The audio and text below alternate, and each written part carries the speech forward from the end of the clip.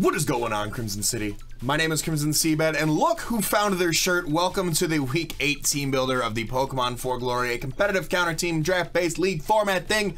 You guys really should know what the deal is by now, and if you don't, check out the playlist in the description for more P4G videos, and of course, leave a like on this video if you guys are excited.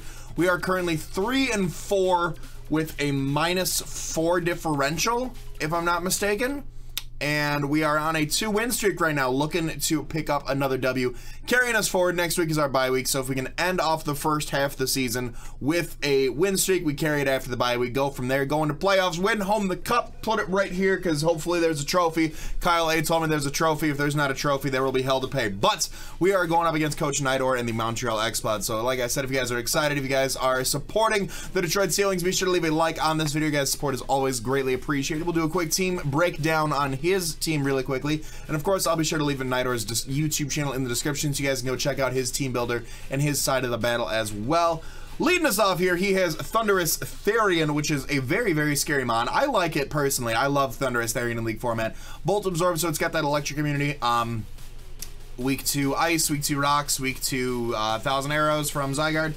105 attack, 145 special attack, 101 speed, really good speeds here. Given it the option to outspeed a lot of base 100 mons, even Scarf variants can outspeed the base 100 Scarf variants. So, very scary, not his Z captain. Next up here we have Rotom Wash.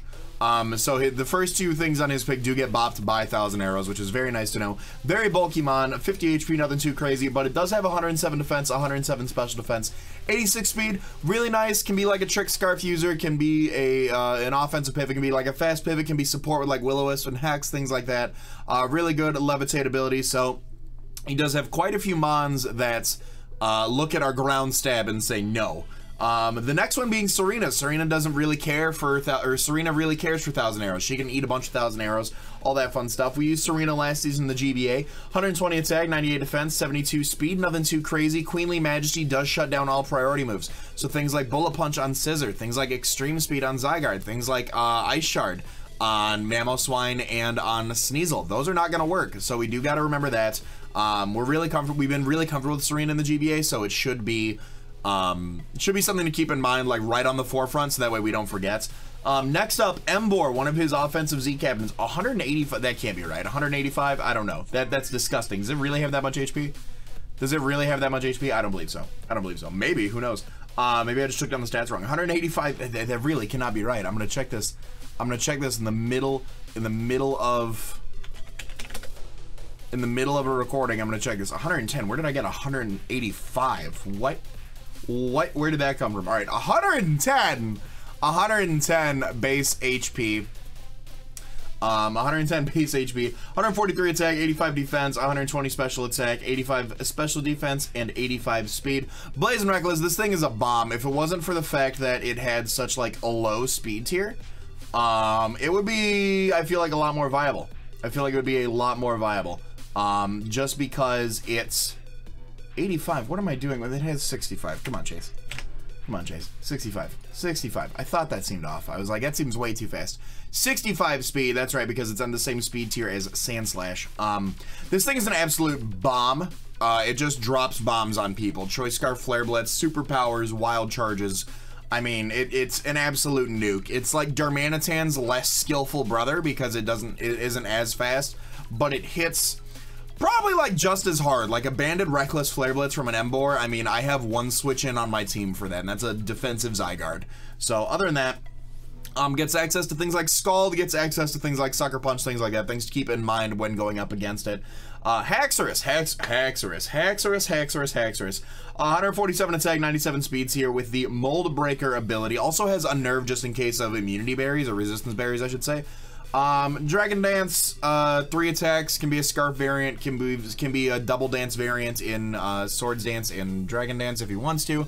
Can just be a Swords Dance set if he has my faster threats taken care of. So it is something to keep in mind if this thing starts setting up. We do need to, the lack of priority on our team doesn't speak for the fact that we need priority for Haxorus in my opinion, but we also don't need priority because of Serena. So something to keep in mind. Uxie, very, very bulky Pokemon, 75 HP, 130 defense, 130 special defense. My phone's going off middle of the recording, back to the good old days. 95 speed tier, which is really fast, can be like an offensive user.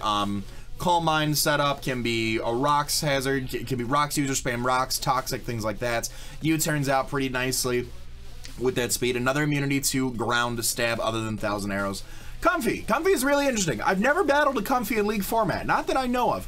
100 speed, 110 special defense, and 82 special attack. Triage gives healing moves priority over it. So this thing, what I've been told, like just kind of Calm Minds and Draining Kisses in front of people, and I was like, okay, well that's interesting to know. Other than that, I mean, it does get things like aromatherapy.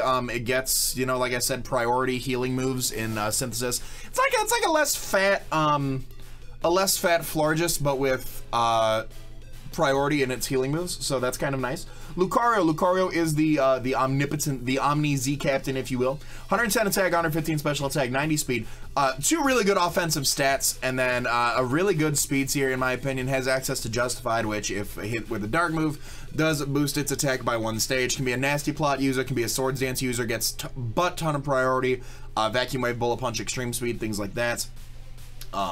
Huge excess of coverage moves too. I mean, he can run like a mixed Lucario. I don't even know what he wants to do with it, but Mega Houndoom. Mega Houndoom's a scary boy. I don't have too many switch-ins to this thing on my team given the right coverage. 140 special attack, 115 speed, 90 in attack too. And the reason I bring up 90 in attack is because it does get access to things like Pursuit and Sucker Punch. So he can run like a hasty Mega Houndoom with like max special attack, max speed, just to make sure he outspeeds everything. And then all of a sudden, like, I'm like, oh, he probably doesn't have Sucker Punch. Well, bam, he just hits me with a Sucker Punch. That's stab, even with only 4 in attack. You know, 90 attack is not something to shrug off necessarily.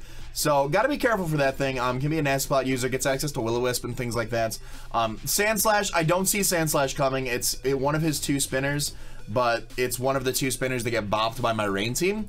So, but Sand Slash, pretty bulky mon, 100 attack, 110 defense, 65 speed. Kind of like a less and better version of Donphan. Like it gets, I think the coverage is a little bit less than the Donphan 2, and it doesn't get sturdy, but like still like really good defense, really good attack, sets rocks, can spin them away as well, so something to keep in mind. Explouds, he's got the mascot pick, 104 HP, 91 special attack, soundproof and scrappy, 2 really good moves. He'll probably bring Scrappy just for the Rotom, because that way I don't really have a Boom Burst resist on my team other than Scissor, and that's kind of absolutely frightening. So we broke down his team. Some things to note on his team is that he has Rockers in the form of Uxie and Sandslash. He's got Rapid Spinners in the form of Serena and Sandslash. So the only way he can get rid of hazards is by spinning them away. He does not have a defogger. If we want to set up hazards, we would need to spin block with Rotom, but I don't think that's going to happen because, as you guys can see on the screen above me, we're not bringing Rotom. So let's talk really quickly. First up here, we have Tony Stark the Scissor. Choice Scarf Scissor coming this week. 44 HP, 252 attack, 212 in speed with a Jolly Nature. Bringing us to 123 in speed with a Scarf will outspeed Mega Houndoom. Double-Edged, Superpower, Toxic, and U-Turn. I don't need priority because I'm Scarfed, in my opinion. It'd be nice to have it in case Haxorus gets a little bit out of control. But we can take one from Haxorus, go for like a Double-Edge, go for a Superpower, go for a U-Turn. Double-Edge was really the only thing that made sense going up against things like Thundurus and Emboar. We could have rocked like a Technician Hidden Power Rock or Brutal Swing or something like that, but Brutal Swing was neutral against the Emboar, or resisted against the Emboar, I'm sorry. Double Edge did do a lot. I mean, it's base 120 attack power. I mean, it does have the recoil, which is unfortunate, so if he does get hazards up, and we're switching in and out going for double edges, but pretty much, unless I'm 1v1 against a Lucario or the Mega Houndoom, I'm gonna go for Superpower. Any other situation, I'm just going straight for U-Turn, just to get that fast momentum switch. Toxic is really nice because if I start seeing what his switches into this thing are, like if he switches into Rotom every time, or if he switches into, like, if he does bring Sand Slash every time, you know, we'll be able to Toxic thing, kind of wear them down, which is really nice. Nothing too crazy to say here. Really fast pivot. Next up here, we are bringing dual Scarfers this week. Next up here, we have a Choice Scarf Sock. We're bringing All Might. First time off the bench, I believe. Mold Breaker ability, Earthquake, Knockoff, Close Combat, and Stone Edge. 68 in HP, 252 max attack Adamant, 188 in speed, bringing it to 129. And this is to outspeed not only Mega Houndoom, but we also do outspeed, I believe, Choice Scarf Emboar, if I'm not mistaken. Yes, we do also outspeed a Scarf Emboar, which is really nice.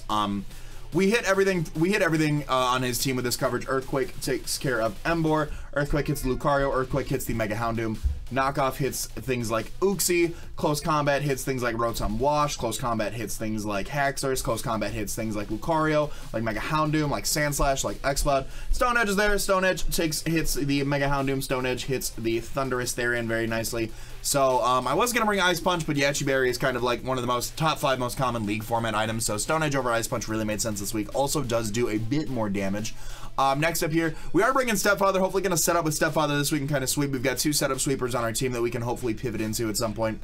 Yachi Berry, Stepfather, rocking Sludge Wave, 1,000 Arrows, Dragon Dance, and Extreme Speed. 28 HP, 252 attack, 4 special attack, 4 special defense, 220 speed with a hasty nature. Now what this does, allows us to come in on something like the Uxie, allows us to come in on something that we can scare out, set up a Dragon Dance. This thing isn't meant to set up and Dragon Dance all over the enemy team. It's meant to set up one Dragon Dance and then just start kind of poking holes where it can. The only resistance to 1,000 arrows on his team is Serena, which is why we're carrying Sludge Wave. And actually with this investment, we do 2-hit KO, like a max HP Serena set, which is very nice. He'd have to be like max HP, max SPDF in order for this to 3-hit KO Serena.